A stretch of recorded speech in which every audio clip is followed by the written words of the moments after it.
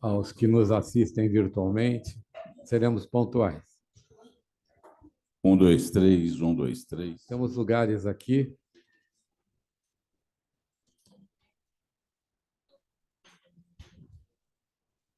Se a Valéria nos ajudar. Muito boa tarde a todos, senhoras e senhores, muito bem-vindos. Esta que é a primeira reunião do COCID do ano de 2024 e que recebemos na tarde de hoje com muito orgulho e prazer nesta casa, nesta reunião que é coordenada pelo senhor vice-presidente, que já está à mesa, o Samir Naklicuri, a quem eu peço uma salva de palmas.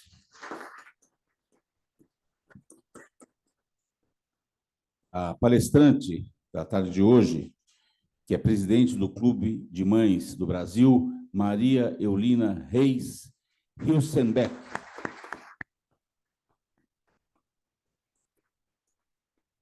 Ao senhor vice-presidente Carlos Monteiro, uma salva de palmas.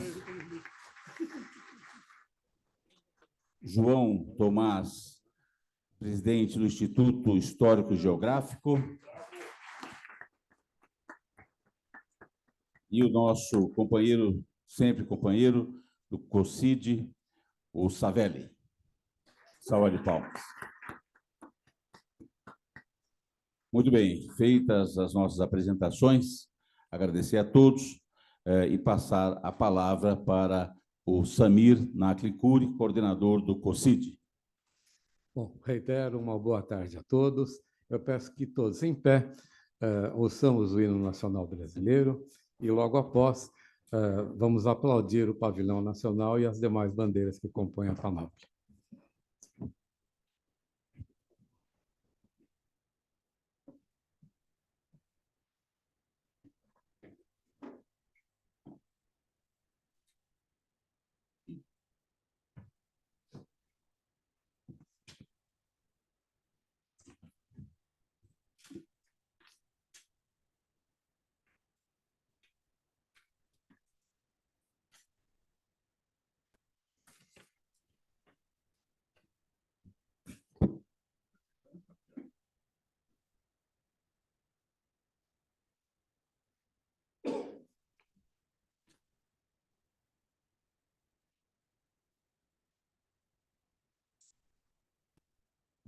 É uma concentração cívica.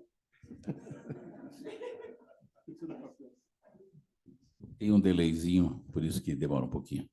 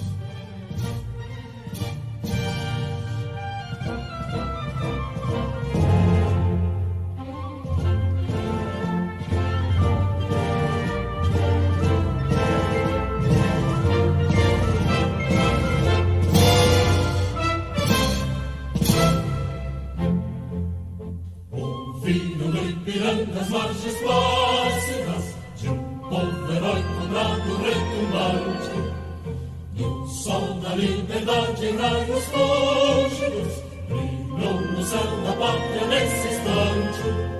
Se o penhor dessa igualdade conseguimos conquistar com braço forte, em desejo, ó liberdade, nosso peito a própria morte. A pátria amada, toda prata, salve, salve. Brasil, um som imenso, raio vívido, de amor e de esperança a terra desce. Se teu formoso céu risonho e límpido, a imagem do cruzeiro resplandece. Gigante pela própria natureza, estrela margem do colosso, e o teu futuro espelha essa grandeza derradorada. Entre outras vidas, tu trazes a pátria amada, os filhos desse sol mais gentil, pátria amada Brasil.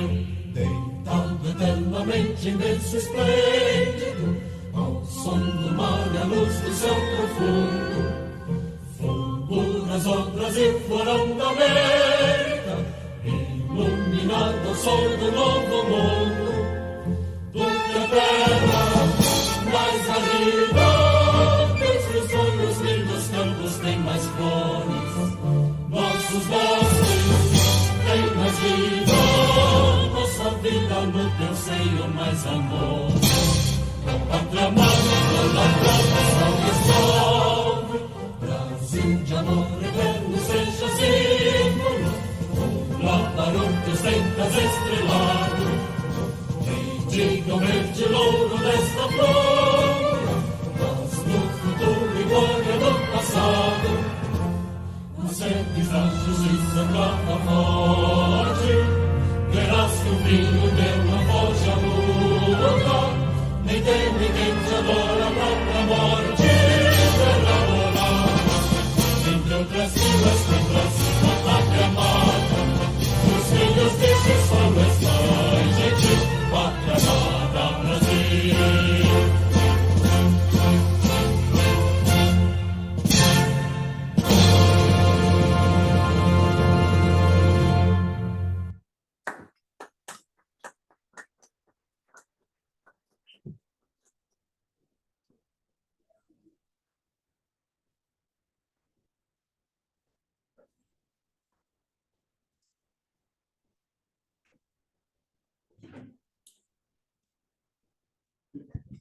Muito bem, muito obrigado a todos mais uma vez. Temos também alguns dos nossos amigos e amigas, companheiros e companheiras do COCID que estão de forma virtual. E a eles eu também quero dar o nosso boa tarde a todos que estão nos assistindo de maneira virtual pelo Zoom. Muito bem, senhoras e senhores, há aqui duas homenagens ao Samir, com duas entregas de livros, se eu não me engano, e nós gostaríamos de fazê-lo no início da reunião, para que a reunião transcorra na sequência. Por favor, podem vir aqui.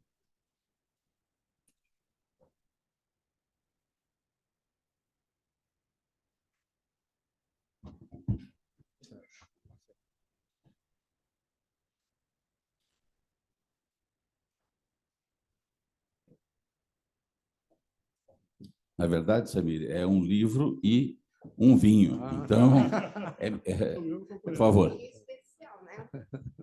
Boa tarde, presidente. Boa tarde à mesa. Boa tarde a todos. Então, nós fizemos o roteiro histórico da Vila Formosa com o Dr. Samir, né? A grande parceria do COCID, o Dr. Samir estando presente lá no dia. E lá na Vila Formosa, nós temos alguns produtores de vinho. E tem um muito especial, que ele tem 92 anos, né? Faz alheira e vinho. Hoje estava fazendo alheira lá. Então, eu quero passar, eu prometi para ele, quero passar as mãos dele, um vinho feito, né? Pelo Escalhão, Antônio Manuel Escalhão, lá na Vila Formosa.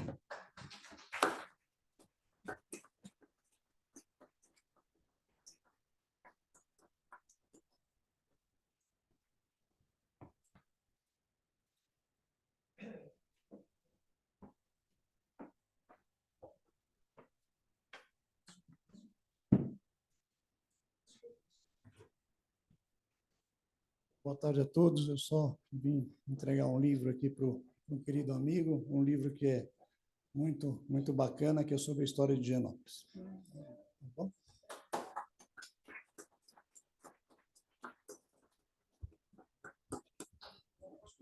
Parabéns. Desculpa. Boa tarde a todos. Hoje é o dia de alta literatura, né?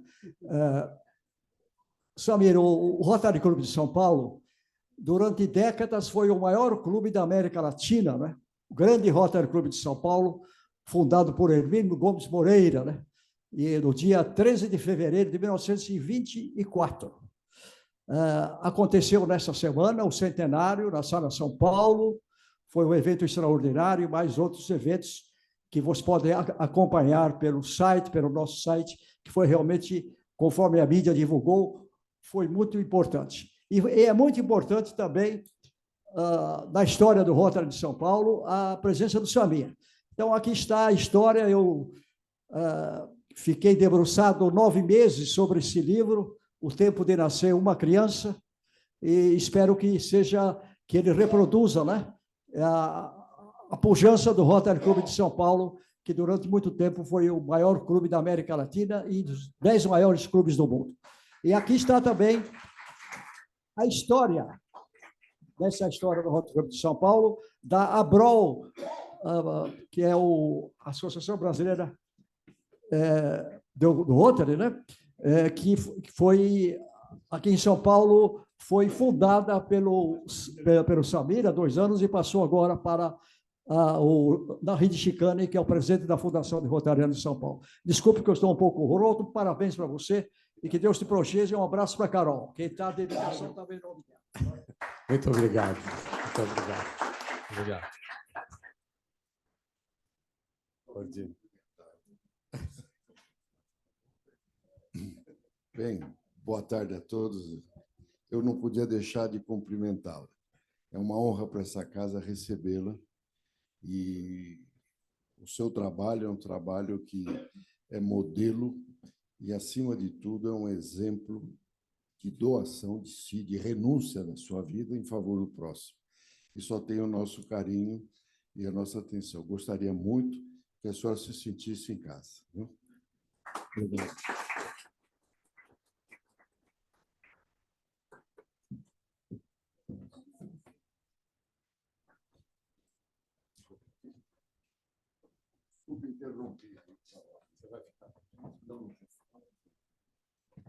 Esse é o nosso presidente, Roberto Matheus Ordini, e na pessoa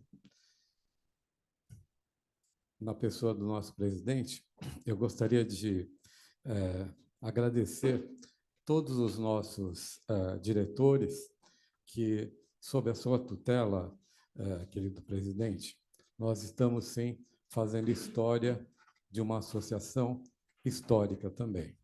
Nós nascemos em 1894. Somos ponta de lança, assim, em vários aspectos, mas, sobretudo, no aspecto organizacional, no aspecto do empreendedorismo. Então, eu quero deixar aqui registrado que nosso presidente é, de fato, um presidente na amplitude do termo. Muito obrigado pela presença.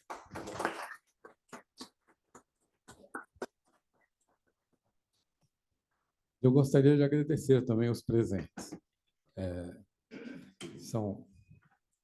Não são mimos, são pedras preciosas que certamente fazem parte de uma história de amizade. Um termo tão em desuso, um substantivo que, via de regra, é esquecido, né? Amizade. Muito obrigado de coração.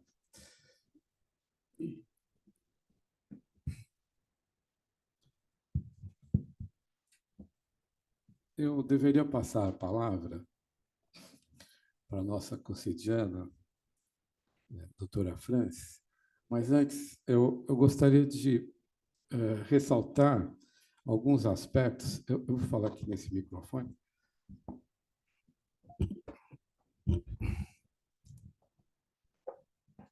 Para seguir a sequência do que nós tínhamos combinado, né? A sequência são as efemérides, né? E entre as efemérides, nós ficamos de ver algumas datas do ano passado, não para questionar, mas para analisar por que é que elas existem, né? E nesse período em que nós estávamos de férias, eu analisei algumas datas que, por curiosidade, fui buscar qual é a intenção delas existirem, né? Aí descobri uma data interessante, a princípio questionável, que é o dia da rotação da Terra, dia 8 de janeiro. Bom, soa estranho, né? Mas então fui buscar, e nós ficamos de dar essa tutela da análise, talvez adicionar alguma data ou retirar para conferir uma das nossa secretária.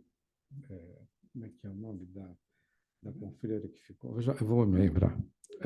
Uma das confreiras que ficou de analisar as datas. Não foi a Beth. Bom, é a Beatriz. Beatriz está aqui. Depois a gente conversa, Beatriz. Mas essa aqui, em particular, eu acho que tem algum sentido. Dia da rotação da Terra é 8 de janeiro. Nós estamos em férias. É um dia que é comemorado desde 1851, quando o físico francês Léon Foucault suspendeu uma esfera de bronze de 30 quilos, cheia de chumbo, por um fio de 67 metros de comprimento, no topo do Panteão, em Paris. Com esse dispositivo, agora chamado de pêndulo de Foucault, ele demonstrou que o plano do balanço do pêndulo girava em relação à rotação da Terra. Bom, vamos deixar assim, né? Nós temos um matemático aqui que compõe a mesa. Tem um dia que é o dia do Pi. Dia do Pi. Para quem não sabe, Pi é aquele numeral. 3,14, 15,92 e por aí vai afora, que era o terror nosso escolar, né? Você sabia que tinha esse dia do Pi? Então, ele é comemorado por cientistas em homenagem a uma das constantes matemáticas mais importantes do mundo. Pi é a circunferência de um círculo, a distância em torno dele, dividida por seu diâmetro. É considerado um feriado matemático e uma das atividades nesse dia é tentar encontrar a sua própria data de aniversário nas casas decimais do Pi. Então, vamos deixar assim, né? Deixa assim. Então, nós não sabíamos, mas tem alguns que não dá, né? Dia da tia solteirona. O dia 12 de fevereiro, para quem não sabe, eu perdi esse dia, Deus me livre. Dia 12 de fevereiro, dia de ficar rico. Esqueci de comemorar. Mas tem alguns, olha só, dia do vaso sanitário. Só que esse aqui, vamos analisar se ele é ou não importante. Ele é reconhecido pela ONU desde 2003, com o objetivo de conscientizar a população e governos sobre a importância do saneamento básico adequado, problema que afeta bilhões de pessoas no mundo. Infelizmente, a situação do Brasil não é nada confortável. Segundo o Sistema Nacional de Informação sobre Saneamento, nesse país, menos da metade do esgoto gerado é tratado, ou seja, uma quantidade absurda de esgoto é lançada diretamente na natureza. Cerca de 6.000 piscinas olímpicas de esgoto por dia entram em contato direto com o meio ambiente. Várias ações foram propostas e o Plano Nacional de Saneamento Básico prevê eficácia até 2030. Então, eu acho que é bom deixar esse dia, né? É interessante como soa, a princípio, estranho, né? Tem alguns que mexem no meu bolso particularmente, esse por último. Todo mundo sabe que o Valentine's Day é 14 de fevereiro. Sempre, para quem não conhece, a Carol é a feitora lá do quilombo, lá de casa, né? Então, eu sou apenas um escravo. Então, nesse dia, a gente costuma presentear. Só que começaram a inventar coisas que seria bom a gente parar por aqui. Por exemplo, não bastasse esse dia, Valentine's Day, uma semana antes, eles já nos Estados Unidos e vários países do mundo comemoram o Rose Day, dia 7. No dia 8, Propose Day. No dia 9, o Chocolate Day. No dia 10, Teddy Day. Dia 11, Promise Day. Dia 12, Hug Day. Dia 13, Kiss Day. Ou seja, não dá, né? Vamos parar, porque senão, se é um presente para cada dia, o Kiss Day pode ser que a gente mantenha. Mas vamos ver se a gente não permite que isso seja introduzido no Brasil, porque vai complicar para os nossos bolsos, né? Eu quero passar a palavra num momento muito importante, não sem antes ressaltar datas. Quando a gente fala em datas importantes, a gente pensa em pessoas que fazem datas importantes, né? Existem pessoas que precisam necessariamente serem reverenciadas, né? A cidade de São Paulo é uma cidade que peca pela omissão. Eu digo isso porque nós temos vários exemplos bem típicos sobre omissão, que é um dos piores pecados, né? O poeta Paulo Bonfim não tinha uma homenagem adequada à altura dele, à história dele para a cidade de São Paulo e para o Brasil. É o príncipe dos poetas. Não tinha uma rua, uma praça, enfim.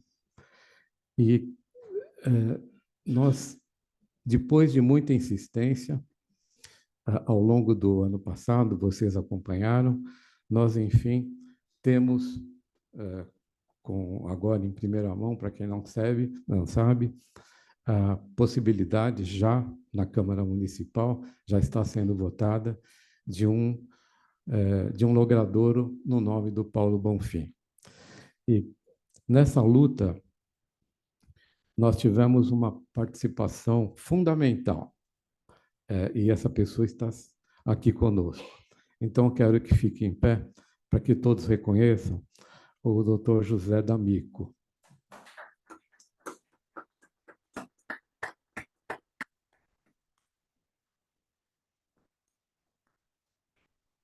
Obrigado pela ideia.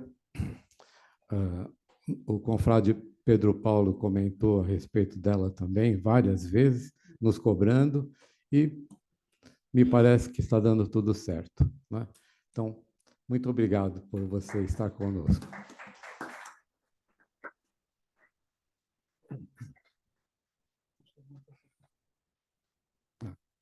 Cadê você? Cadê? Vou pedir para que nosso vice-presidente Adolfo Savelli leia o ofício que nós vamos encaminhar para a vereadora proponente. A proposta foi feita pela vereadora Edir Salles, no dia 28. Obrigado. Boa tarde a todos. Conforme comentou o Samir, essa proposta, esse projeto foi proposto pela vereadora Edir Salles para nomear a Praça das Artes, né, vizinha ali a Avenida São João, no antigo conservatório, dá o nome de Praça das Artes, poeta Paulo Bonfim. E nós comentamos que o Zé D'Amico participou também dessa iniciativa, e nós discutimos isso no ano passado, junto com o subprefeito da Sé, para ver se achar um local para nomear. Inclusive, o Pedro Paulo participou também, participação ativa, o Samir, e o D'Amico também estava presente, o Zé D'Amico, e no projeto, um dos itens do projeto inclui o certificado de óbito, a certidão de óbito do Paulo Bonfim, que foi obtida pelo Zé D'Amico, que consta do projeto. E nós, por sugestão do Zé D'Amico, preparamos um ofício que vamos entregar à vereadora Edir Salles, e diz o seguinte: a senhora vereadora, a Associação Comercial de São Paulo, o seu Comitê de Civismo e Cidadania, COCID, coordenado pelo vice-presidente Samir Nakli Curi, agradece a Vossa Senhoria por acolher a solicitação do Comitê para a relevante iniciativa de criar o projeto de lei 119/2024, de 28 de fevereiro de 2024, pelo qual denomina Praça das Artes Paulo Bonfim, o logradouro público existente entre a Rua Campo Azul e a Rua José Lagrande, no setor 06, quadra F027, no Distrito da República, na subprefeitura da Sé. Trata-se de justa homenagem ao brilhante jornalista e poeta Paulo Bonfim, membro da Academia Paulista de Letras, a PL, tendo lançado seu primeiro livro de poemas, Antônio Triste, em 1946, com ilustrações de Tarsila Amaral. Paulo Bonfim recebeu inúmeros títulos honoríficos e tem seu nome sempre lembrado com outros brilhantes poetas nas comemorações do movimento constitucionalista de 32, com belos poemas que exaltam o povo paulista de forma magistral. A signatária renova a Vossa Senhoria, manifestação de distinta consideração, assinada pelo Dr. Roberto Matheus Ordini, presidente da Associação Comercial.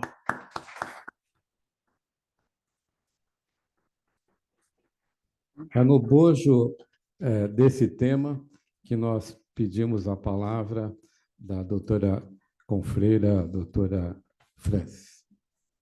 Está aí? Francis de Azevedo declamará a poesia intitulada Virtude.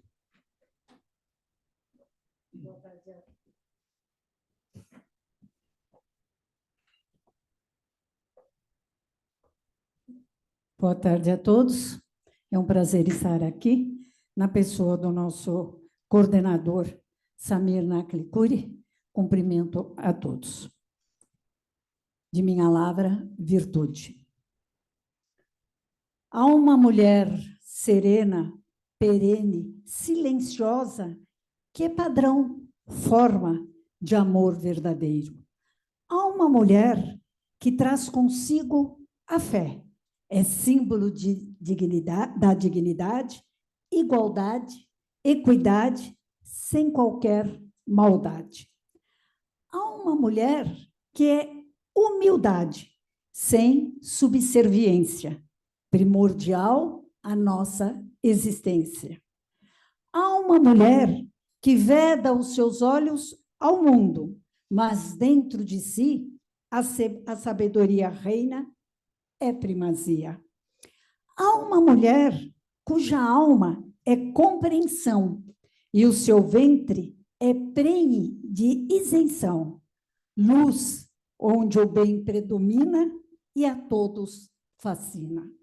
Há uma mulher divina, humana, imparcial, que é virtude, plenitude, respeito. É ordem, é exemplo, é excelência, ética, é generosa e justa. Seu nome, justiça.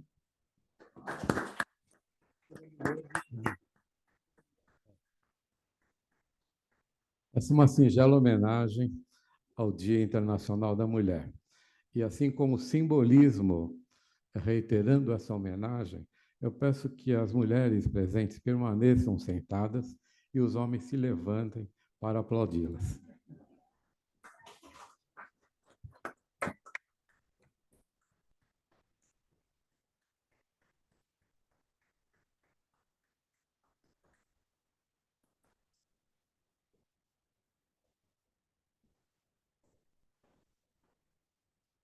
Eu tenho um vizinho machista que, nessa hora, diria, pô, não exagera.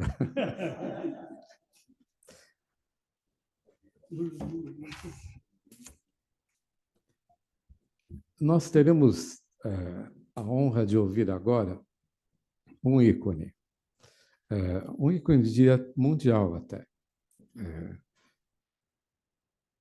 que o Maranhão proporcionou ao mundo e que nós temos a honra de tê-la abrilhantando com a sua luz intensa a nossa reunião. A Maria Eulínia Reis Silva Hilsenbeck é presidente do Clube de Mães do Brasil. Essa ONG tem 30 anos, está localizada na Rua APA 236, Santa Cecília, onde desenvolve projetos sociais de economia sustentável, corte e costura, banhos para a população em situação de rua, o projeto de reciclagem no mercado municipal da Cantareira, entre vários outros aspectos, que nos apresentam uma mini biografia, mas que certamente daria uma enciclopédia se nós fôssemos continuar aqui. Tem a palavra a querida Maria Eulínia.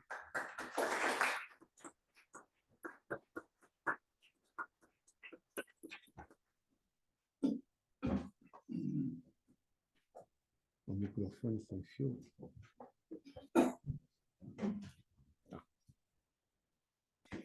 Boa tarde a todos e a todas. Em primeiro lugar, quero agradecer a Deus, esse Pai generoso, fantástico e poderoso. Deus, o nome que nós chamamos. Às vezes eu me pergunto, será que o seu nome é Deus? Ou é a maior majestade que o sol já pôde cobrir, brilhar? Mas eu fico chamando de Deus. Eu tenho um amigo que ele diz assim para mim, não fala que você conversa com Deus, fala que você ora e reza para Deus. Eu falo, não. Eu falo com Deus todos os dias da minha vida, porque eu sou agradecida a esse Pai fantástico que nos criou, que nos permite estarmos usando o planeta que Ele nos deu de presente. Eu, você, nós, conseguiríamos fazer o sol? Precisamos dele. Conseguiríamos criar água? Não podemos viver sem ela.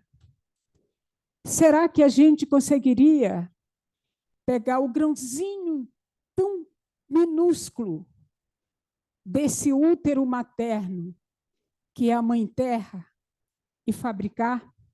Não. Nós podemos até desviar seu leito, seu caminho, sua trajetória. Nós podemos fazer tudo isso com a permissão do Pai. Mas a gente não tem como criar. Porque um dia nós vamos voltar a mamar nesse útero, a viver nesse útero materno que é a Mãe Terra. Não importa que cargo você tem, leva, qual é o teu poder que você acha que tem, uma coisa é certa. Todos nós somos iguais perante este Pai. Todos. Porque a vida não é dada assim, aleatoriamente. Ela tem um valor. Eu observei isso desde pequena. Eu sou maranhense, nasci numa fazenda. Meu pai era um dos 10 mais daquela região, mas eu sempre fui observadora em tudo, desde pequena.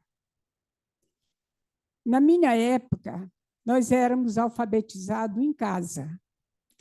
Nossos pais traziam a professora até a nossa casa e a gente era alfabetizada para depois ir para a escola. Eu me lembro quando meus 3 primeiros irmãos saíram de casa e aí eu seria a mais velha, eu sou a 4ª filha. E eu sempre fui muito questionadora com meu pai, principalmente com os empregados. Eu sempre procurava ver aquele casebre feito de pau a pique, diferente da casa que eu nasci. Mas eu observava que todos aqueles funcionários trariam o alimento para a nossa mesa. Então, eles teriam que ser respeitados. E, na minha época, eu vou fazer 73 anos. Eu estou falando de muito tempo atrás. Quem era o filho que levantava a cabeça, a voz para o pai? O pai era a regra, era a lei. E o que ele dissesse, você tinha que aceitar. Eu não concordava. Eu fui a filha que mais apanhei em casa, porque eu questionava. E eu questionava a natureza. Eu questionava o leite que eu tomava e que muitas vezes não ia para o filho e para a filha do vaqueiro que tirava o leite para trazer para a casa grande e eles ficavam sem nada. E eu não concordava. Todos nós, como eu posso me alimentar do suor de alguém e deixo sua família desamparada?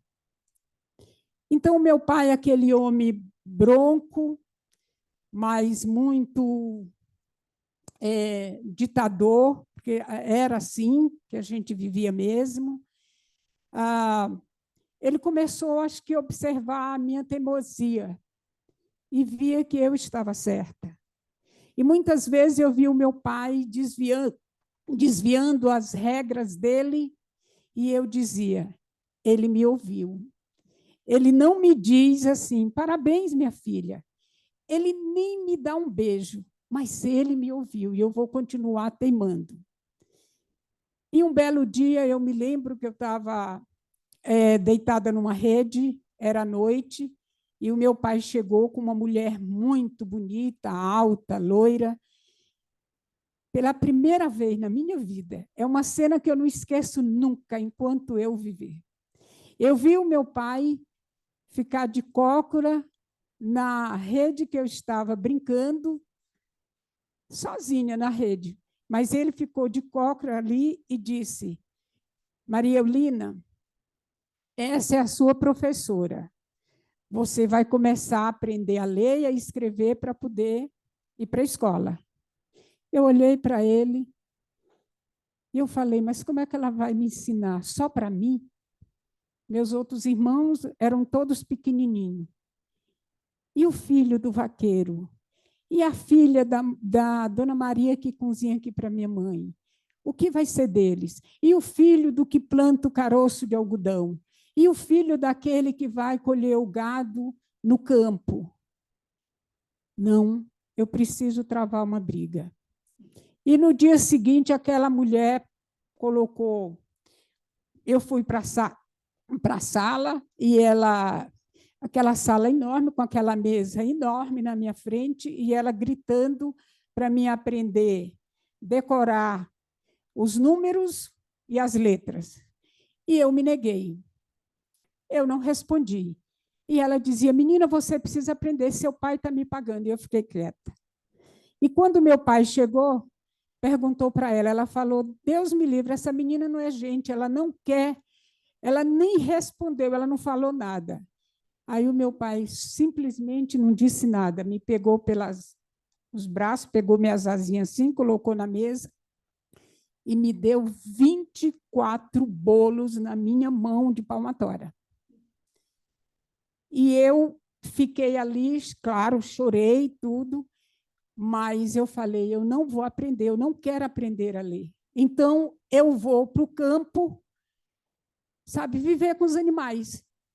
Eu quero saber como é que, em frente ao curral, onde ele coloca todo o seu gado, e de manhã todo aquele movimento, 5 horas da tarde, 5 horas, 5 horas eu digo hoje, né? Mas devia ser 5 horas, 6 horas.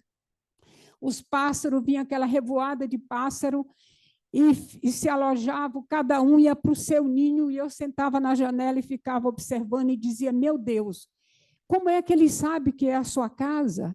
Como é que eles não entram no ninho do outro? Como eles se respeitam? Olha, são todas as cores, é chico preto, é arara, é isso, é aquilo, e cada um no seu ninho. E o silêncio, vinha aquele barulho, e depois aquele silêncio. E quando o dia ia raiando, eles começavam o mesmo barulho. E eu fui uma observadora da vida, e ali eu conheci que eu não vim para essa terra simplesmente para mim não ser nada. Para mim só olhar para o meu umbigo. Se eu vou embora, se eu tenho um prazo, eu não poderia ficar de braços cruzados. E naquele dia, meu pai, a professora começou a me dar aula novamente, e eu disse para ela, olha, eu vou apanhar muito e não vou aprender. Enquanto você não disser para o meu pai que tem que trazer os filhos dos vaqueiros, de todos os empregados, e lá na outra fazenda, do seu Ovídio Brito, que era a nossa vizinha, e muitos empregados, e aquelas crianças sem futuro nenhum. O meu futuro depende do seu futuro. eu não poderia aceitar. E aí meu pai chegou e ela contou para o meu pai. Meu pai me olhou e falou, filha, aí eu vi ele, um ser humano, na minha frente, e dizer, filha, eu errei, você está certa. Então, amanhã nós vamos chamar uma reunião aqui de todos os fazendeiros da região, e a professora vai dar aula para todas as crianças da região. E foi assim que eu comecei a minha primeira luta. Eu não tinha noção do que eu estava fazendo, mas eu sabia que eu estava fazendo bem para mim, em primeiro lugar, porque eu estava compartilhando a minha vida com a vida de outras pessoas. Bem, depois aprendemos, a gente foi para a vila, né, onde tinha um grupo, e a gente ia de carro de boi, porque lá ninguém tinha carro, era carro de boi, era aquele monte de carro de boi com as crianças. Foi nesse lugar que eu aprendi quem sou eu e o porquê que eu estou nesse planeta. Qual é a minha função? Mesmo que eu tivesse nascido num casebre, que não tivesse nada, mas eu queria ser quem eu sou.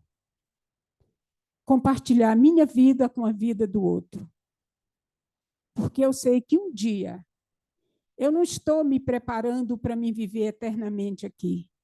Eu estou me preparando para descer do vagão de um trem, onde todos nós, ricos, pobres, poderosos, políticos, presidentes, quem se acha que é melhor do que o outro, todos, do Papa ao pastor, a todos, estamos dentro do mesmo vagão, sem querer olhar o rosto do condutor, que é Deus.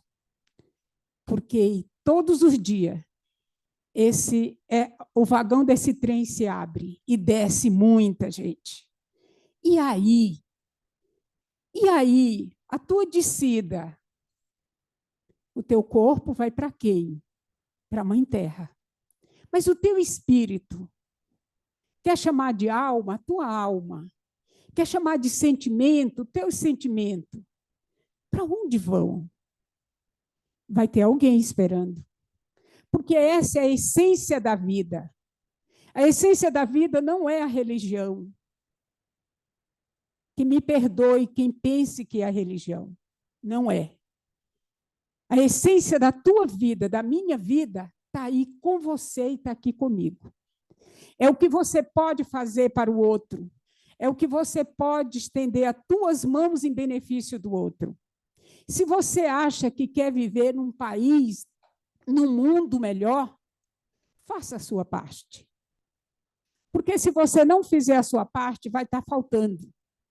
Se todos nós nos reuníssemos e olhasse para o nosso bairro, para a nossa rua, com sentimento de amor, não importa se o teu irmão está caído, não importa a situação dele, o que levou ele ali não é responsabilidade sua, o que levou ele ali, mas é responsabilidade sua de olhar, de ver, de sentir e fazer a sua parte. Senão você vai estar devendo para você mesmo na hora da despedida. Eu sempre digo o seguinte, dentro de um velório,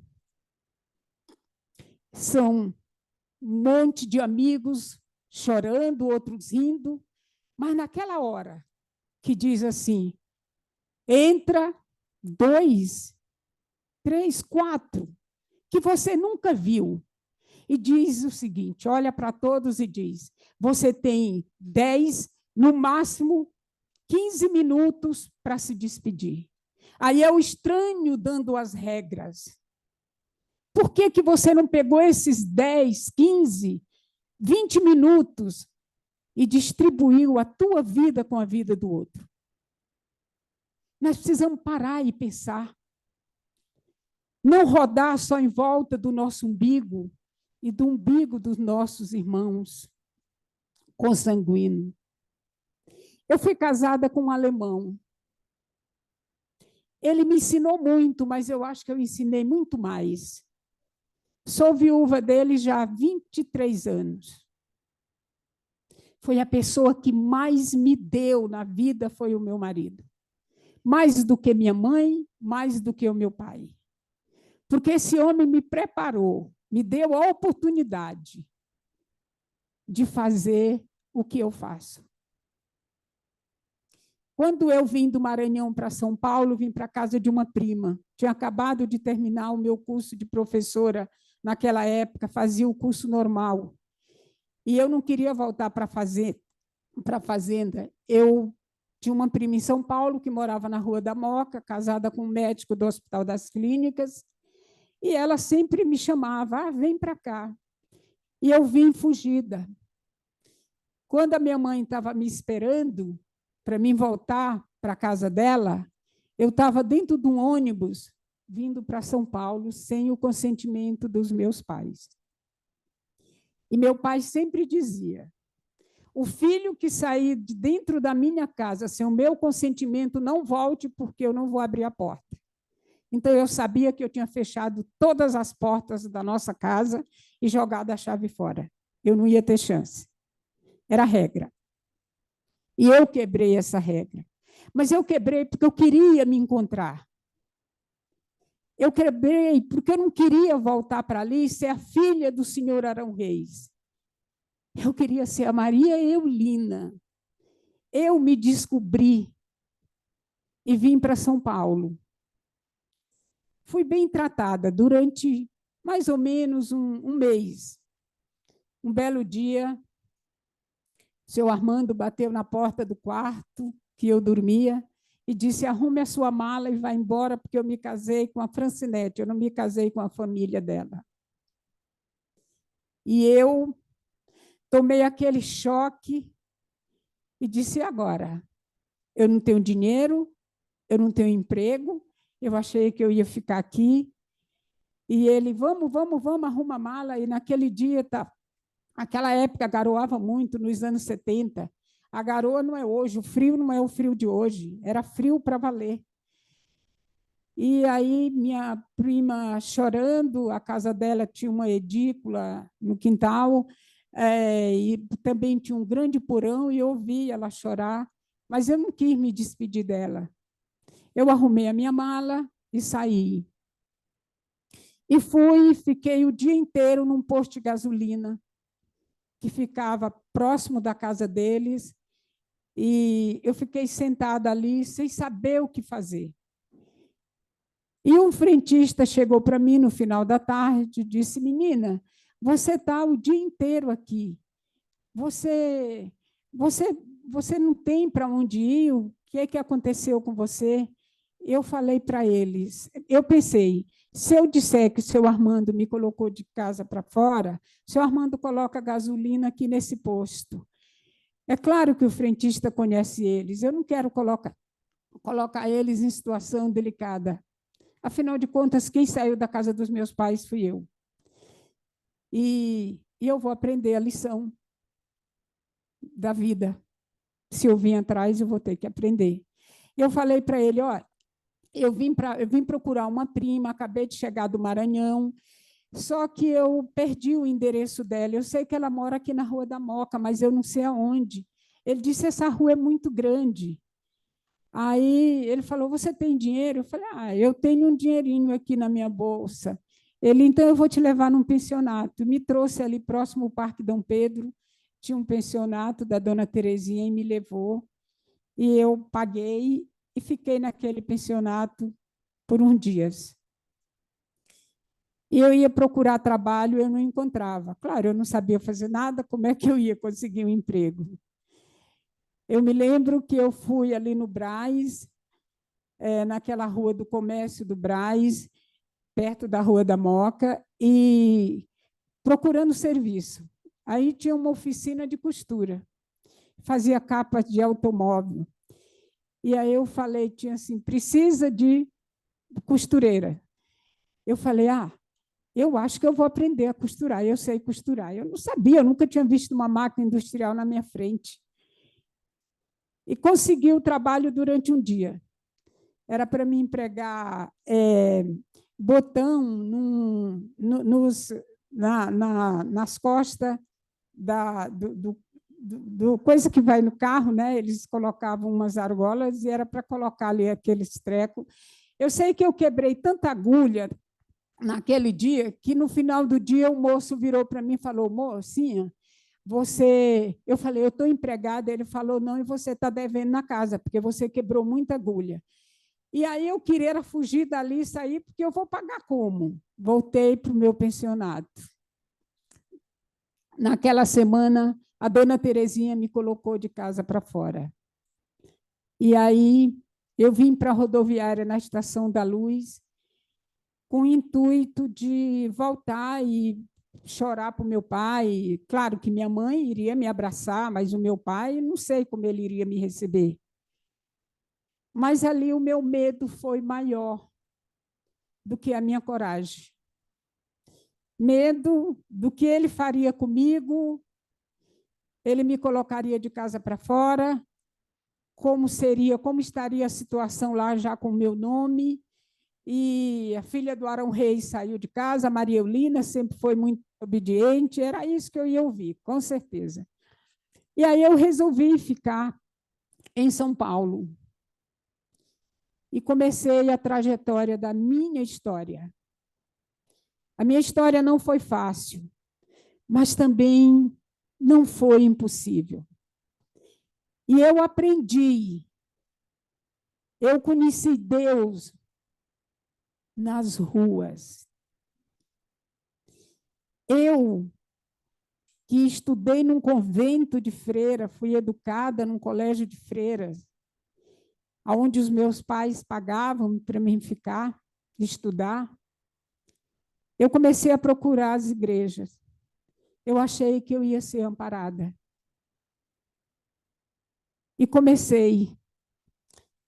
E eu me lembro que a primeira vez que eu entrei dentro da igreja, quando começou a missa, eu não tinha muita gente na rua, eram poucas pessoas. Naquela época, em 70, não era muita gente. É tanto que só tinha um albergue, que era o Arsenal, lá no Brás. E aí eu fiquei ali sentada no banco e logo vieram umas senhoras e pediram que a gente se retirasse, que ia começar a missa. Eu tomei um susto. Eu falei: mas como começar a missa? Eu quero assistir a missa. Eu sou católica. Menina, vai, sai. Eu e as outras pessoas saíram e ficamos ali sentada na porta da igreja Santa Cecília. Me lembro como hoje. Bem, terminou a missa, vinham, davam os panfletozinhos para a gente e davam uma esmola, uma moeda. Naquele dia, eu disse: eu não saí da minha casa para mim pedir esmola. Eu não aceito. Eu não aceito a sua esmola. Eu não quero aceitar. Bem, aí eu fui chamada de moradora de rua orgulhosa.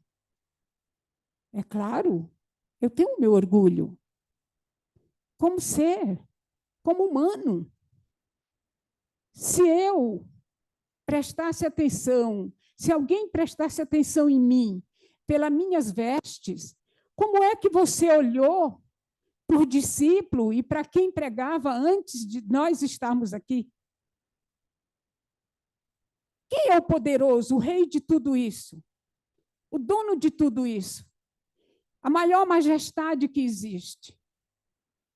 Ele não precisou se vestir de ouro para dizer quem ele era. Eu também não preciso para dizer quem eu sou.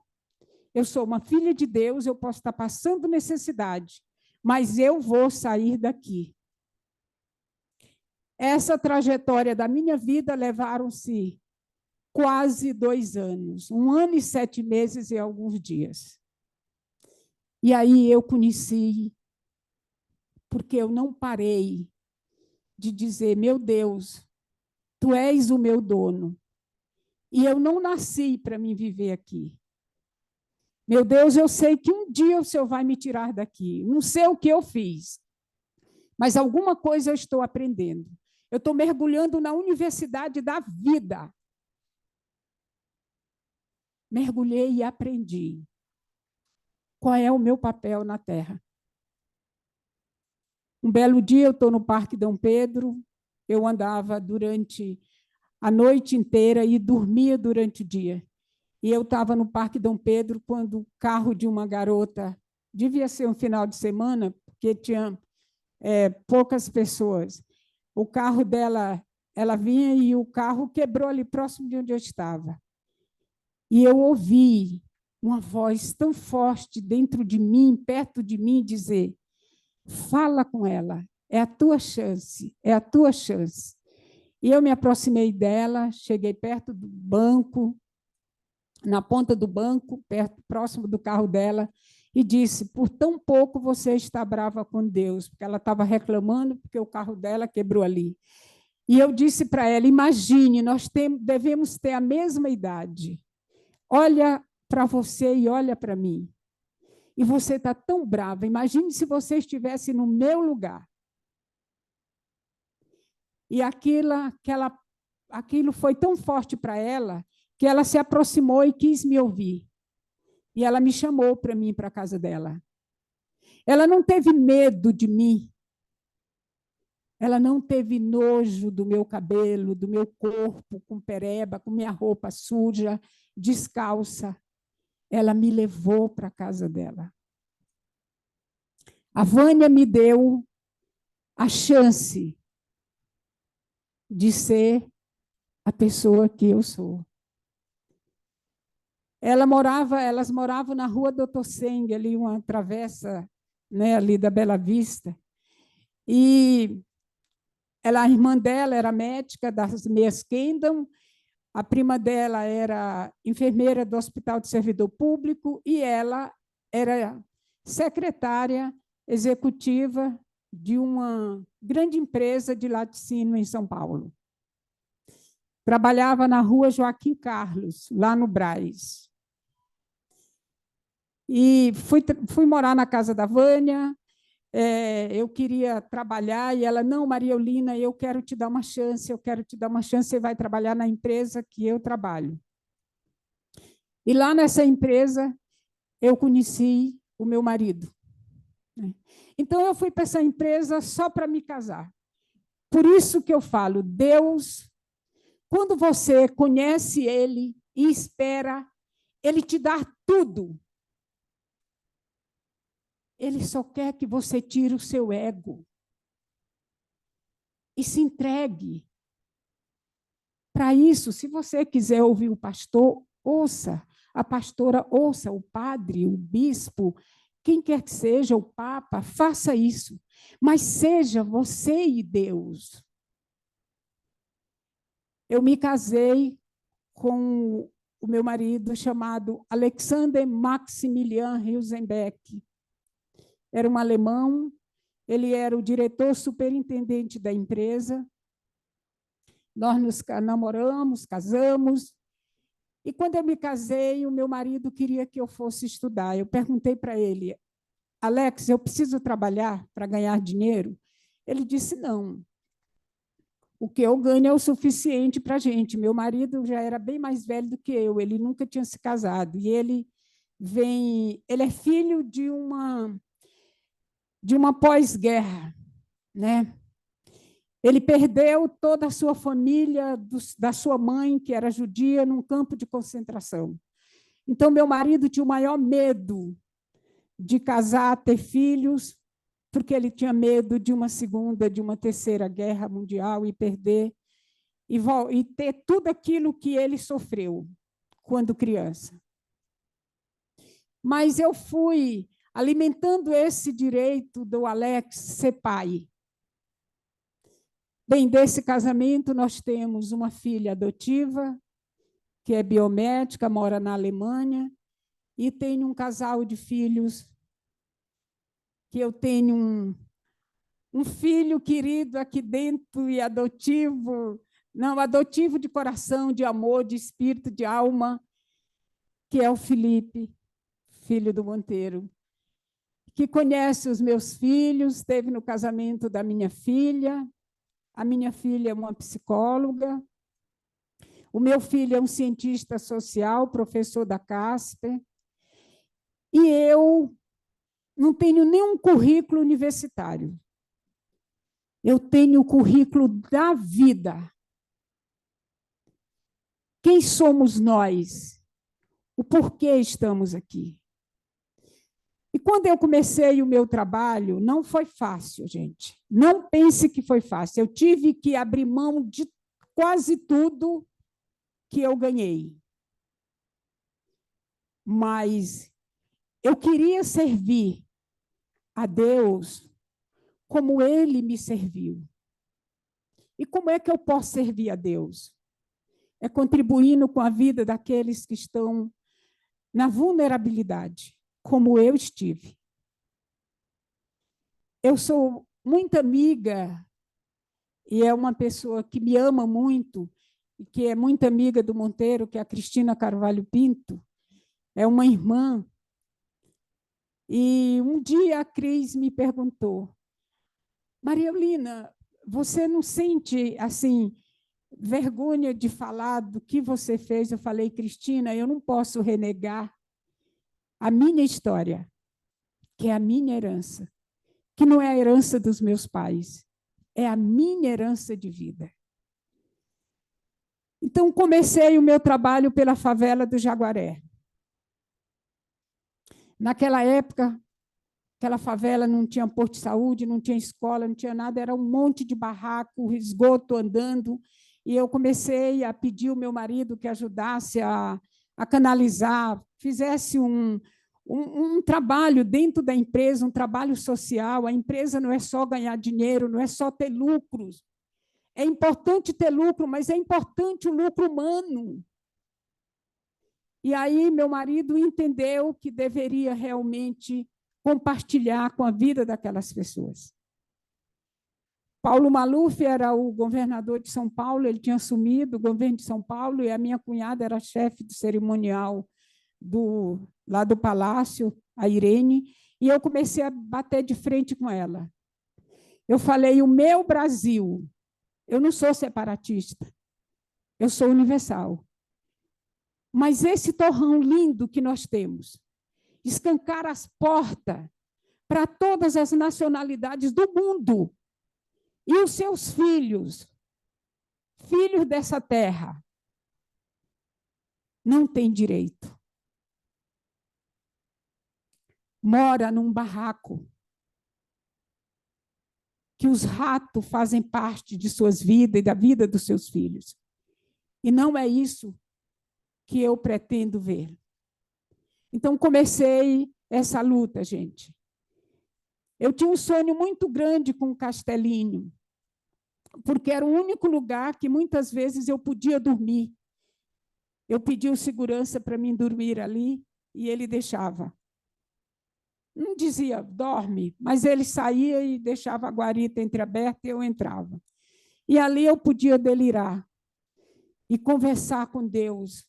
Eu não sei, eu dizia, eu não sei quem você é. Você é sozinho e eu também. Um dia você vai ser meu.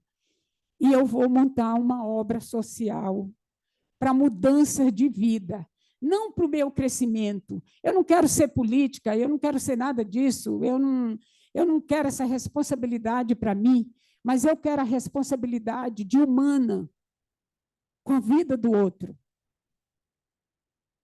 Graças a Deus, consegui o prédio.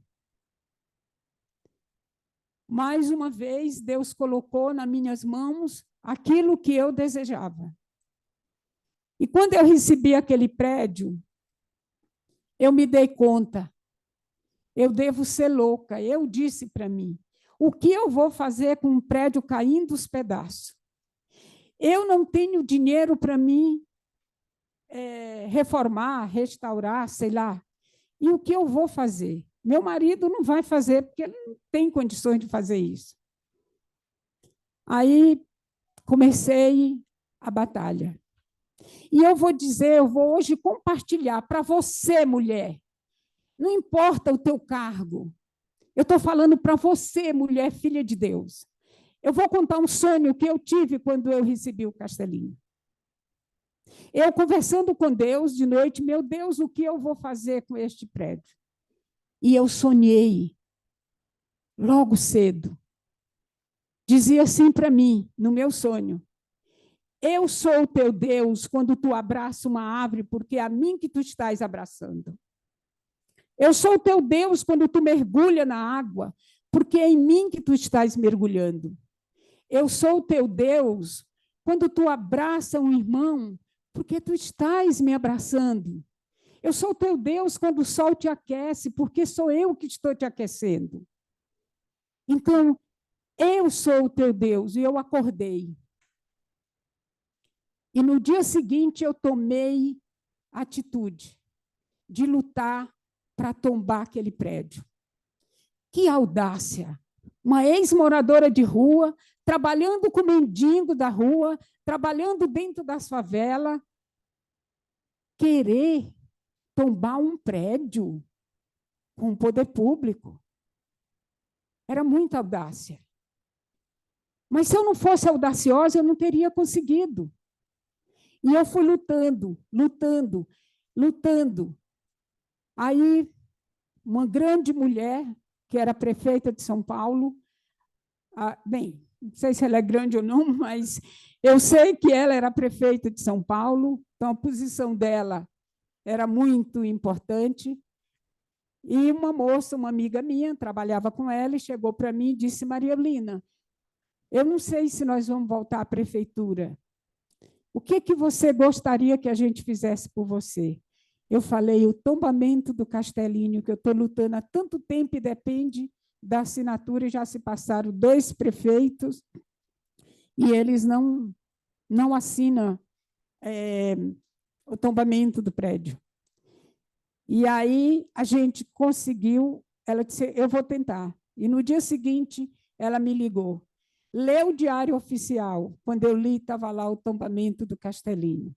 Obrigada, Marta, por ter tombado aquele prédio, patrimônio desse país. Depois a luta foi: como eu vou conseguir para poder restaurar? A batalha foi maior. Aí eu tive ajuda de outras mulheres, que também me ajudaram. Bem, para mim receber o prédio, eu tive ajuda da dona Ruth Cardoso. Fiz uma carta, mandei para ela, e ela mandou que me entregasse o prédio.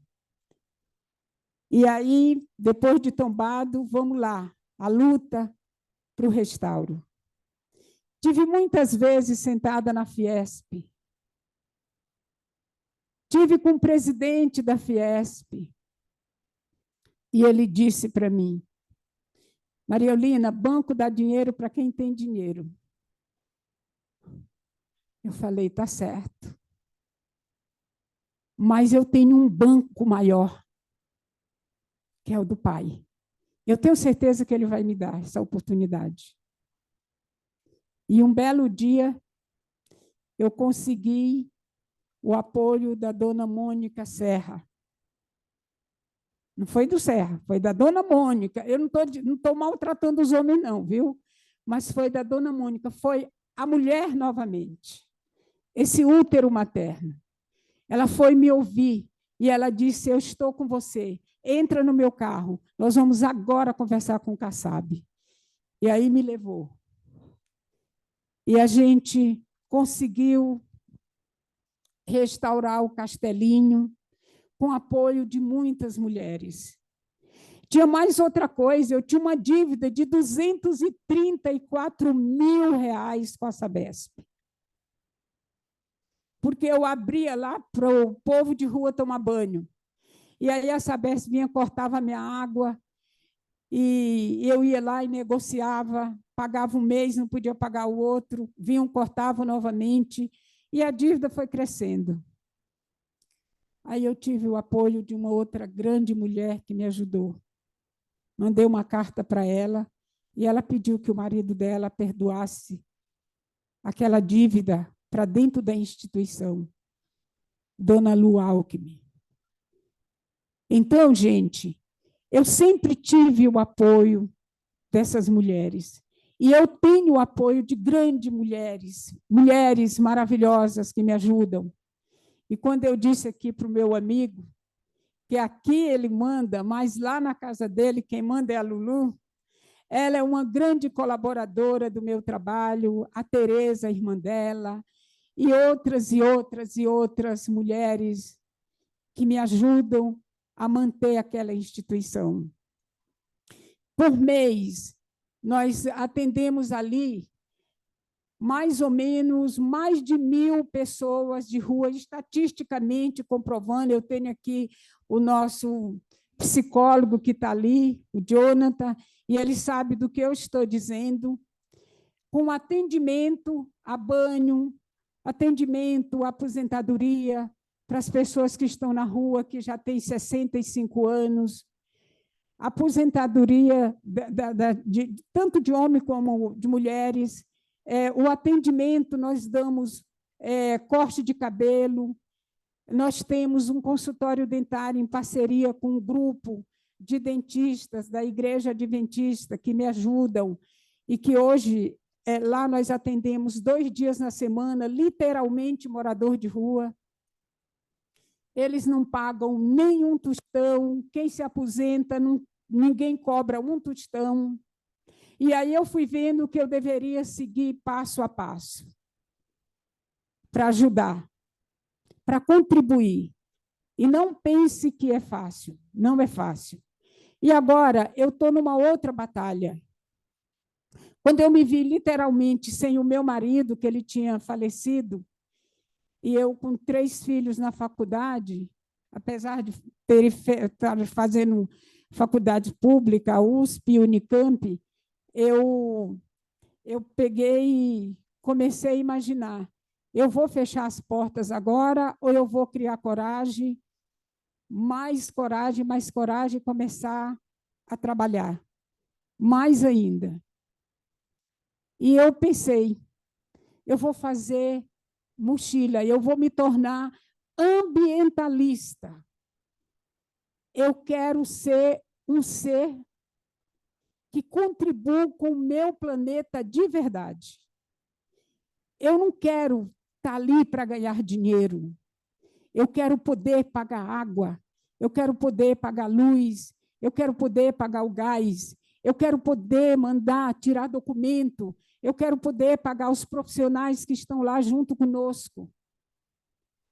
E aí eu comecei a fazer mochilas de perna de calça velha, forrada com camiseta, aquilo que ia contaminar a Mãe Terra, eu comecei a transformar, lavar, passar o ferro, descontaminar e fazer uma peça bonita que qualquer ser humano pode olhar, usar e com respeito ao meio ambiente.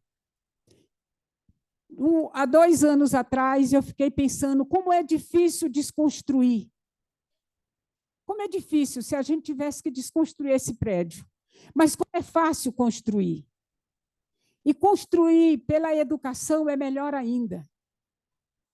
E eu imaginei, eu vou pegar uma causa que não vai ser fácil, vai ser uma guerra, mas eu preciso, que é fazer com que as escolas públicas desse país tenham a dignidade de mostrar para uma criança que a roupa que ela usa é também de responsabilidade dela, tanto para a mãe como para o pai, para qualquer um.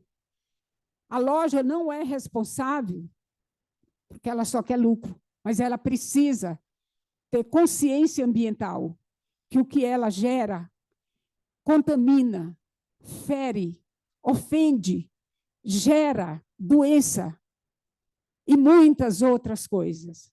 E eu comecei nessa batalha, já fui em Brasília 2 vezes, brigando para que isso se transforme em lei educacional. Você cuidar do meio ambiente é lei, é obrigação para você, empresário, para você, dona de casa, para você, educador, e para vocês, políticos.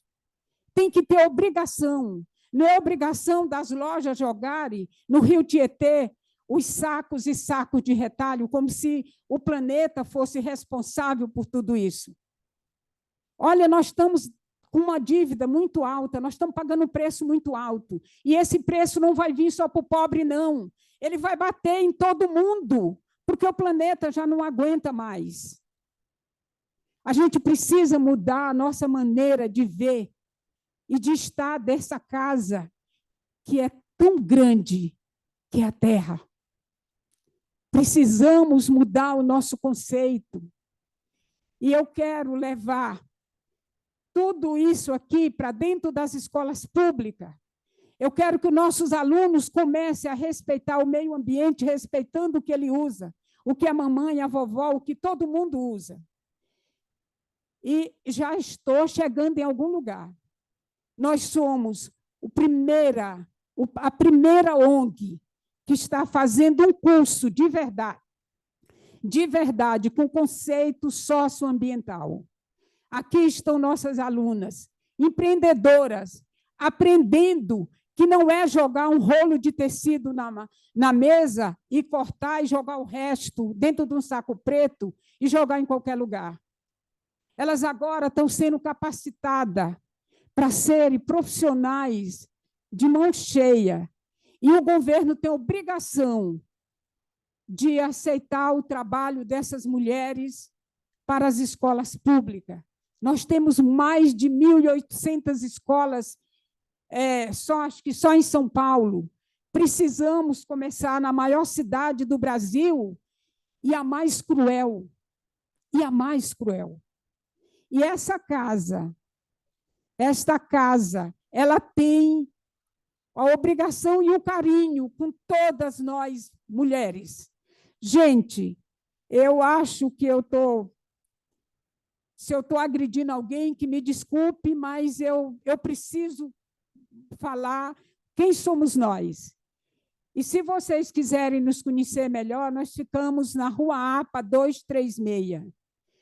2, 3 vezes, 4 vezes no ano, nós temos muitas ações com os moradores de rua. Essa casa já me ajudou muito. Ela já abraçou uma causa nossa com crianças que mandavam material de primeira linha para a gente. Aqui nós já fomos atendidos, já foi um parceiro nosso. E eu acredito que eu estou numa casa que faz parte das nossas vidas. Então, quero agradecer você, Monteiro, que me trouxe aqui, mas essa mesa maravilhosa e todos vocês que me deram essa oportunidade de dizer quem somos nós, quem é o Clube de Mães do Brasil. Obrigada, gente.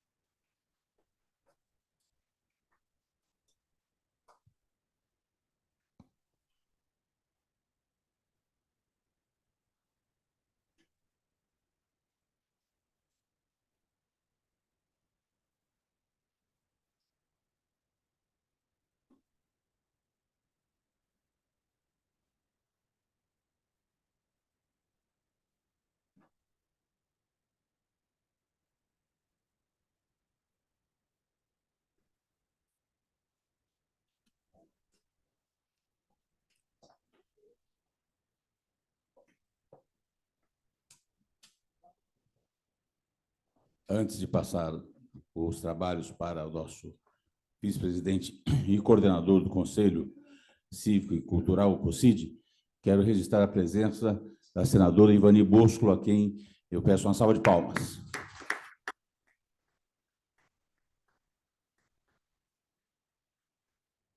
Muito bem, Samir, com a palavra, então, logo após essa extraordinária palestra da Mariolina. Por favor. Bom, há algum tempo atrás, nós precisávamos de um nome para homenagear o Dia Internacional da Mulher. Nós já fizemos essa referência, reverenciando pessoas ilustres, nomes de notório saber em vários aspectos, e anualmente nós, sim, fazemos questão de homenagear esse dia tão importante para a humanidade, né? E esse ano nós estávamos numa dúvida. Quem seria uma representante à altura desse dia, já que trouxemos várias personalidades e tal? E aí surgiu um nome, através do nosso vice-presidente Monteiro, que agradeço novamente, um nome que eu julgo, me corrijam se eu estiver errado, uma grande representante da mulher, que de fato agrediu. Ela pergunta, mas pediu até perdão por se estiver agredindo, e ela de fato agrediu, sim. Agrediu aqueles omissos que fazem questão de não entender que o ser humano não é uma ilha e que ninguém vive sozinho. Então, querida Maria Eulina, continue agredindo assim.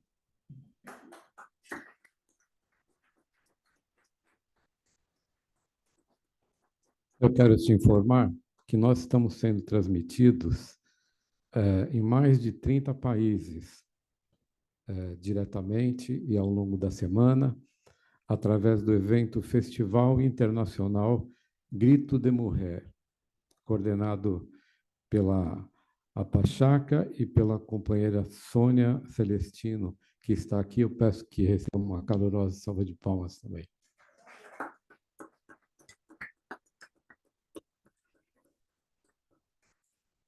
Saudações efusivas a todos que nos assistem internacionalmente. Nós podemos abrir para 3 questionamentos ou considerações. Quem se habilita?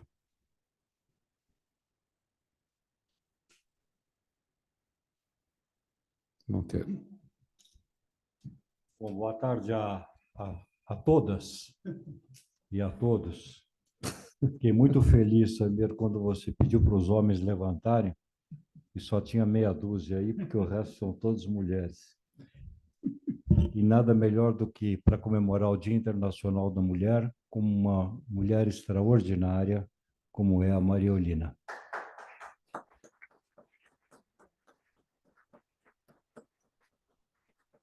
E com persistência, paciência, muita fé, desenvolve um trabalho maravilhoso, e ajudada também por outras mulheres. E quando as mulheres se unem, daí sai de baixo, Samir, porque move montanhas. A Maria Eulina é muito modesta, mas eu gostaria de estender um convite, viu, Samir, a todos que tiverem oportunidade de visitar o Castelinho, lá na Rua APA. É um trabalho maravilhoso, eu já estive lá, enfim. Então, eu recomendo aqueles que puderem, façam uma visita. Aí, agora na saída, nós temos as mochilas, que são confeccionadas para as escolas, e são todas com material reciclável, que são dos catadores de rua.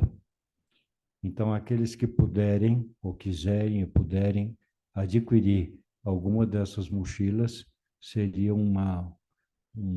enfim, muito bom, que estariam contribuindo com um projeto que é o projeto do Clube de Mães e das mochilas com material reciclado. E, com certeza, o Samir, que tem uma influência muito grande sobre o nosso presidente, vai fazer com que a associação também já adquira hoje um número aí de mochilas para serem distribuídas para várias escolas. Bom, minha gente, Clube de Mães, Rua APA, aqueles que puderem estar presentes, façam uma visita, que é um trabalho extraordinário, e aqueles que quiserem se engajar nesse projeto da Maria Eulina, que ela é formada pela Universidade da Vida. E na universidade da vida não tem segunda época. E nem VAR, ou seja, não pode falhar. Obrigado, Samir. Parabéns pela iniciativa. Parabéns a você. A palavra está livre, o microfone está à disposição. Uma correção. Nós não somos meia dúzia, hein? Estamos aí uma quantidade, várias dezenas, mas é lógico, a maioria, em termos quantitativos e qualitativos, são de mulheres, lógico. Né? Samir. Fique à vontade. Pois não. Edmária. Edmária, você que estava coordenando as efemérides junto com a Bia. Pronto. Lembra que eu não... É a Lívia Beatriz. Pronto. Acho que foi uma maneira bastante cívica essa comemoração do Dia da Mulher. Coloco à disposição da Maria Helena o projeto social da Organização Montessori do Brasil, na área de educação de crianças e de jovens. Eu me coloco à disposição, eu estou presidindo essa organização, então tenho esse poder de colocar à sua disposição. A gente conversa depois. Acho que, em nome das mulheres do COCID e das outras que estão aqui presentes, eu me dou o direito de agradecer, né, essa bela exposição e as palmas masculinas que nós recebemos. Acho que ficamos todas bastante lisonjeadas com isso. Você teve um caminho doloroso. O meu foi um pouco mais fácil. A minha avó, quando eu tinha a idade onde você foi à escola, morava numa chácara no centro da cidade e, no final, nos sábados, as pessoas que moravam nos sítios traziam as suas mercadorias para vender na cidade. E ela abria o que hoje a gente chamaria de uma grande chácara, mas era um baita quintal, né, para os cavalos não ficarem ao sol na rua. E ela mandava que eu fosse dar água para os cavalos. E eu, bastante rebelde, dizia: os cavalos não são meus, para que diabo eu tenho que dar água para os cavalos? E eu ouvi essa frase por toda a minha infância e adolescência. Você nasceu no privilégio, você tem que devolver. Então, eu acho que, para fechar a sua ideia, muitos de nós aqui nascemos no privilégio. Então, a gente tem que devolver. Muito obrigada pela sua presença aqui hoje.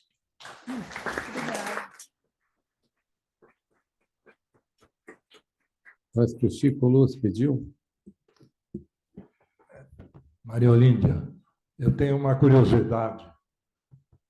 Eu tenho uma curiosidade de saber se você voltou para a casa dos seus pais depois que você se realizou.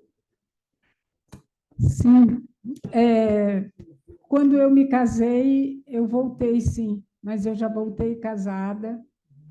E o meu pai chorou muito quando nós nos encontramos, mas ele disse: filha, você nasceu livre, igualzinho aqueles burrinhos lá da minha fazenda, teimosos, né? Mas você já nasceu livre.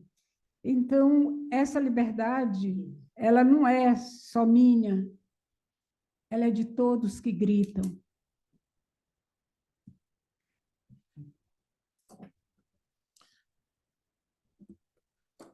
Muito bem.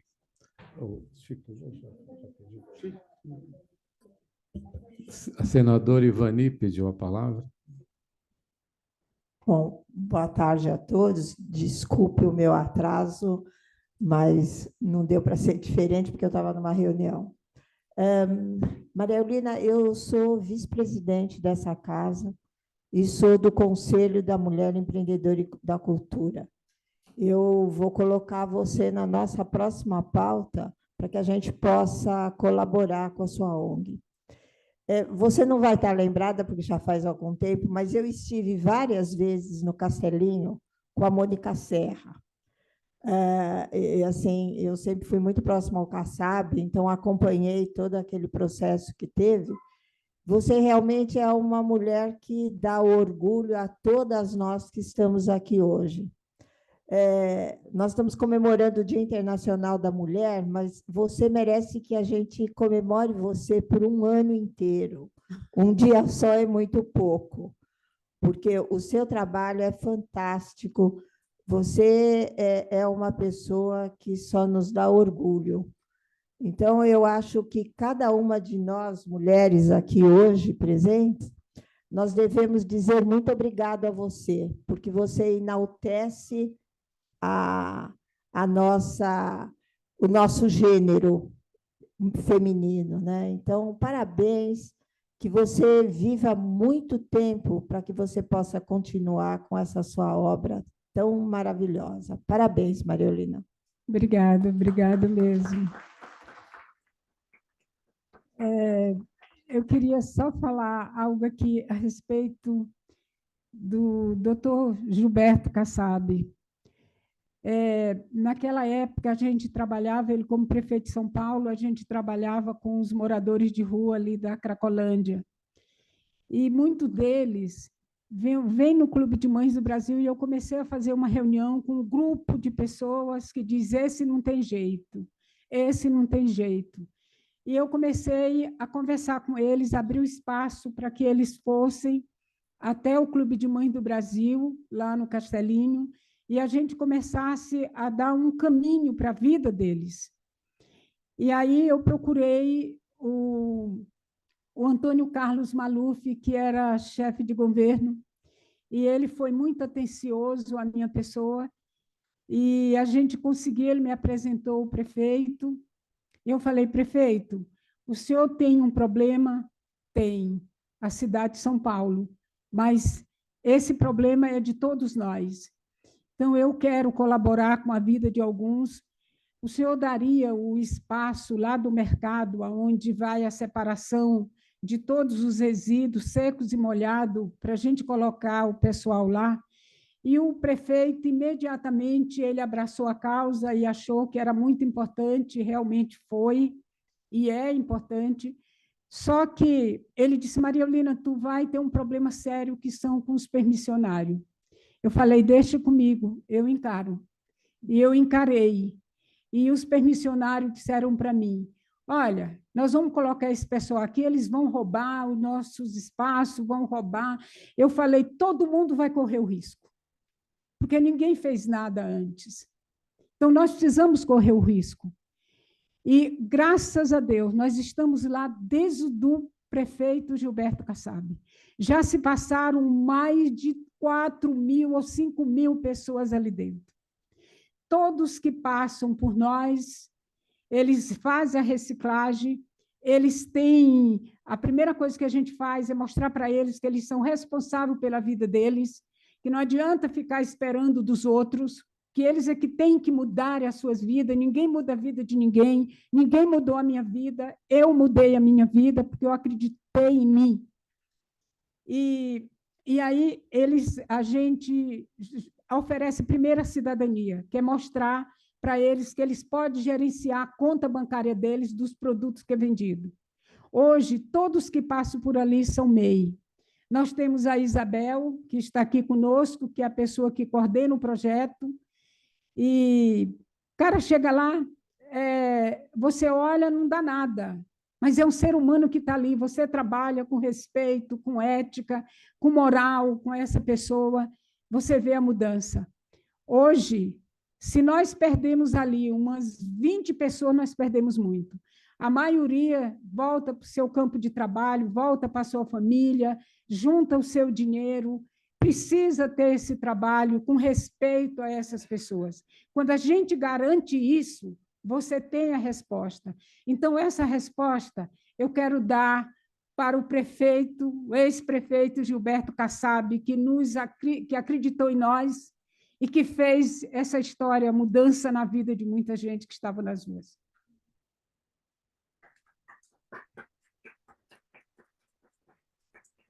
Mariolina, em nome dele, eu vou convidar você para ir almoçar com a gente lá no Palácio do Governo, porque eu também estou lá, para você poder falar isso para ele pessoalmente. Depois eu quero o seu telefone e nós podemos marcar isso, tá? eu vou ser bastante rápido. Nós vamos ter no Rotary Internacional o primeiro brasileiro, depois de 30 anos, presidente mundial do Rotary. Mário César Martins de Camargo, do Rotary Clube de Santo André. No Brasil, nós temos 60 mil rotarianos, aproximadamente, que é o plano dele. E gostaríamos, então, e ele está oferecendo, ele está abrindo as portas para fazer um projeto integral da sua gestão nesses próximos 1 ano e meio. Se você pedir, se você tiver oportunidade, eu poderia levá-la para conversar com o Mário César.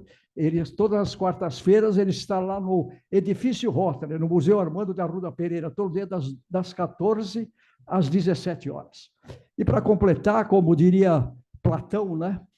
Ou melhor, como Platão recebia muitas licenças de Sócrates, que a verdade é minha amiga. Você é meu amigo, mas a verdade é muito mais minha amiga. Nós ouvimos aqui que, com muita atenção, você tem um mérito extraordinário, mas sobre São Paulo, dizer que nós ouvimos aqui que é a cidade mais cruel de São Paulo, mais cruel do Brasil, eu acho que deveria ter proximamente menos, né? Que São Paulo não é a cidade mais cruel do Brasil, absolutamente não é. Mesmo porque foi aqui em São Paulo que você conseguiu toda esse seu apoio e essa vitória. Viva a sua vitória, mas viva São Paulo, que não é a cidade mais cruel do Brasil. Muito obrigado. Bom, nós teremos a oportunidade de conversar em particular com a Maria Eulina durante o coquetel, que será servido em breve. O Sérgio abordou um tema interessante. A língua portuguesa ela é traiçoeira.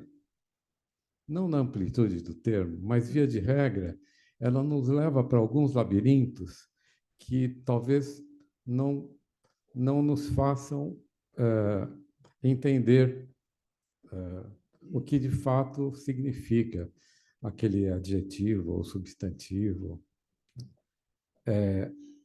Quando nós conversávamos aqui, em particular, eu e Maria Eulina, nós estamos falando a respeito de um termo que consta no site, inclusive, do Castelinho,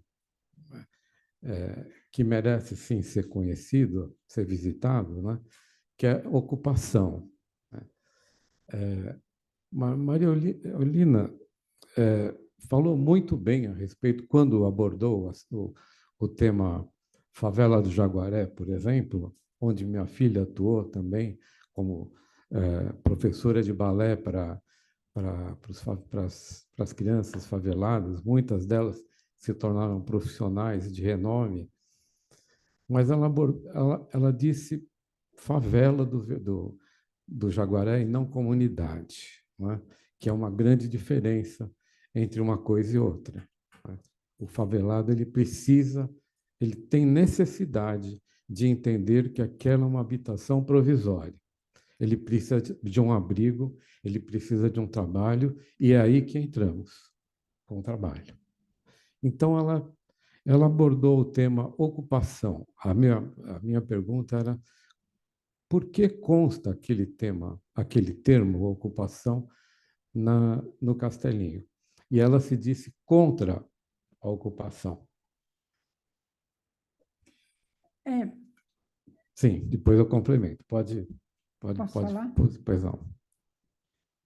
Bem, quando eu já vi muito despejo com as ocupações, que eu acho que não deveria existir, porque o que mais sofre é a criança.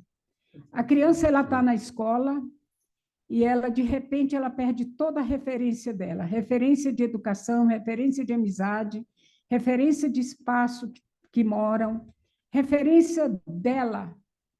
Aí ela tem a família que vai para uma outra ocupação, e lá começa uma outra história. Então, eu me posicionei que eu sou contra essa situação que essas crianças passam por isso. Eu acho que o governo precisa olhar com muito respeito o futuro. E o futuro não é você, papai, agora. O futuro é o filho. O filho que é despejado. O filho é que perde toda aquela liberdade que ele acha que tem. Ele se sente sozinho. Ele vê o seu pai, como eu já ouvi uma criança falar para mim. O meu pai, ele me ensinou a roubar. Eu falo, como que ele lhe ensinou a roubar? Ele falou, quando ele rouba a luz, quando ele rouba a água, quando ele rouba a moradia, ele me ensina a roubar. Isso é muito duro para você ouvir de uma criança. Ela se vê sem chão, ela se vê sem liberdade. Então, muitas vezes, os adultos não pensam nisso. Mas essa criança, qual é o futuro? Meus irmãos, me responda uma coisa, sinceramente, olhe para dentro de vocês, todos, dentro de todos nós. Como é que nós podemos cobrar de uma periferia sofrida uma educação que não chega lá? Essa criança, só o corpo dela cresce. Ela está totalmente desfavorecida. Ela não tem cidadania. Porque ela não tem um lar. Porque ela não tem saúde. Quem não tem moradia, não tem saúde. Quem não tem moradia, não tem educação. Quem não tem moradia, porque ele não tem como se garantir isso. Quando eu falo da educação da criança, essa criança está numa escola, o Colégio Conselheiro Antônio Prado, que é um colégio respeitadíssimo em São Paulo, é um colégio do Estado. Meus filhos estudaram lá, fica na Rua Vitorino Camilo. A diretora me chamou diversas vezes para conversar comigo, Maria Eulina, criança tal e tal e tal, já saíram da escola porque os pais foram despejados e eu não sei onde eles estão. Cadê a referência do futuro dessa criança? Tem? Não tem. Não tem. Por mais que isso nos doa, não tem. E quando eu peço desculpa, pode ser que eu esteja ferindo as ideias de alguém aqui dentro. Mas eu tenho que lutar por aqueles que não têm nada, que é a criança. Ele é o futuro, eu não sou mais futuro. Mas essa criança é o futuro. E esse futuro, ele pode ter nascido sem direito a nada. Assim a sociedade faz. Mas ele tem direito, porque ele é uma vida. Quem não tem educação não vai chegar a lugar nenhum. É prioridade. Educação é prioridade. E eu não estou falando só da educação da escola, nós estamos na 5ª geração de filhos da rua. O que é que nós esperamos dessas crianças? O quê? Nada.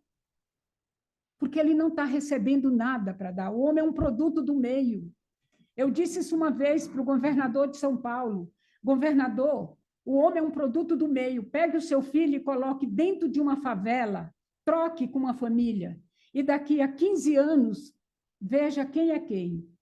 Pegue o de lá e leve para o senhor. E pegue o seu e coloque lá. Porque nós somos produto do meio em que nós somos educados. Não tem outro caminho, gente. Precisa a sociedade se envolver. Nós não podemos cruzar nossos braços e dizer que nós não temos responsabilidade. Nós temos responsabilidade porque todo mundo quer viver bem. Então, nós precisamos disso. E nós não precisamos agradar ninguém, nós precisamos agradar todos nós. Nós precisamos agradar. E agradar dói? Provavelmente dói. Mas nós precisamos tirar a venda dos olhos e dizer o que nós estamos fazendo. Chegou a hora, nós estamos pagando um preço alto e está tudo muito atrasado. Muito bem.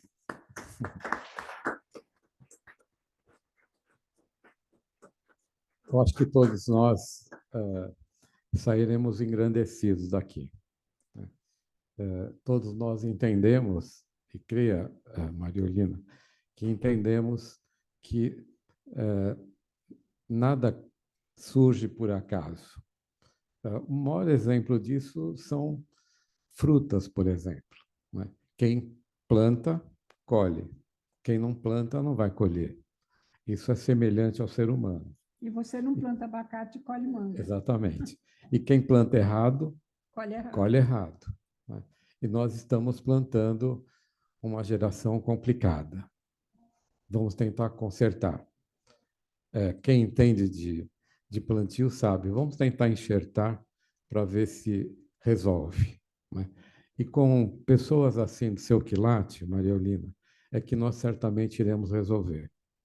E retornando ao tema ocupação, esse sim, ou essa sim, é uma ocupação salutar. Nós incentivamos esse tipo de ocupação. E a gente quer tornar essa parceria salutar, reitero, com uma casa que ocupa um espaço desde 1894 em prol do empreendedor. Aqui é a Casa Democrática do Empreendedorismo.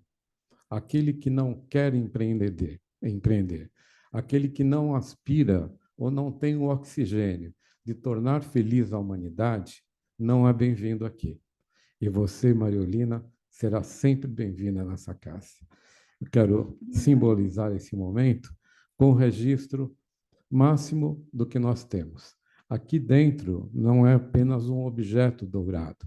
Aqui dentro está uma história secular de pessoas que vieram para cá, se dedicaram voluntariamente, assim como se dedicam integralmente agora, te ouvindo e certamente te seguindo. Seja sempre muito bem-vinda.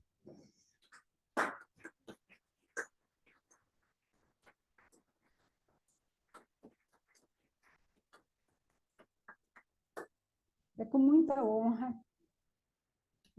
mesmo, agradecendo mais uma vez a Deus por este momento maravilhoso. Nunca pensei de chegar aqui, nesse momento, com essa história, e ser tão bem recebida, não só a mim, mas toda essa equipe que estão comigo, essas meninas que eu queria que elas se levantassem. Elas são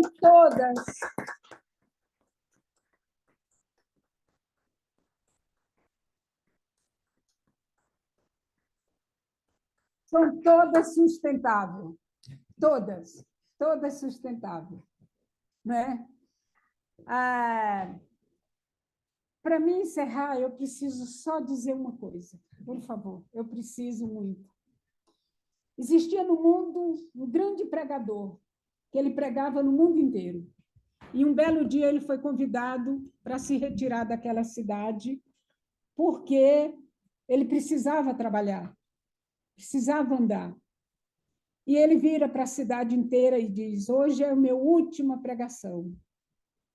E a cidade parada naquela praça, em silêncio, um jovem se levanta e diz: esse velho, ele não é nada, eu vou mostrar que ele é um charlatão. E foi até o ninho, pegou um pássaro, colocou em sua mão, subiu na pedra mais alta e grita para a multidão: mestre, se você és o mestre, diz o que eu tenho em minha mão, embaixo da manga da minha túnica. E o mestre pensou: se eu disser que ele tem um pássaro vivo, ele vai matar. Se eu disser que ele tem um pássaro morto, ele vai deixar viver. Se aproximou do jovem, pegou a sua mão para a multidão e disse: meu caro jovem, o que tu tens em tua mão, embaixo da manga da tua túnica, és o poder da vida. Só você decide se esse pássaro vai viver ou morrer. Então, minhas queridas irmãs e irmãos, o que nós temos nesse momento, em nossas mãos, debaixo da manga da nossa túnica, és o poder de decisão. Só nós decidimos que mundo queremos, o que queremos e como vamos fazer para os nossos netos. Filho do Felipe, que eu acabei de conhecer, um mundo melhor. E o mundo melhor, quem deve a ele somos nós. E essa dívida é através das nossas atitudes, não é através só de palavras. É do compartilhamento de cada um. E eu espero que seja o que eu vim semear aqui. Eu não trouxe nenhum pé de abacate, mas que não nasça manga no lugar do abacate, que nasça um abacate mesmo. Obrigada, gente. Obrigada. Está encerrada a reunião e todos convocados para a reunião de abril. Aqui mesmo, e talvez comemorando o Dia Mundial da Saúde. O coquetel está servido.